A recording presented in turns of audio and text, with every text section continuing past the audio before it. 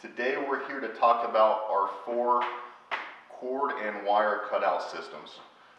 We have the FinalCut, the Shortcut, the Kong, and the Stripper. Now all 4 of these tools are manufactured by us here in Durango. These are all tools designed to effectively cut out windshields, quarter glass, or back glass. Now they use a variation of cutting materials to do that. They use either a synthetic cord, or gorilla, or zip line, or wire, square, triangle, or braided.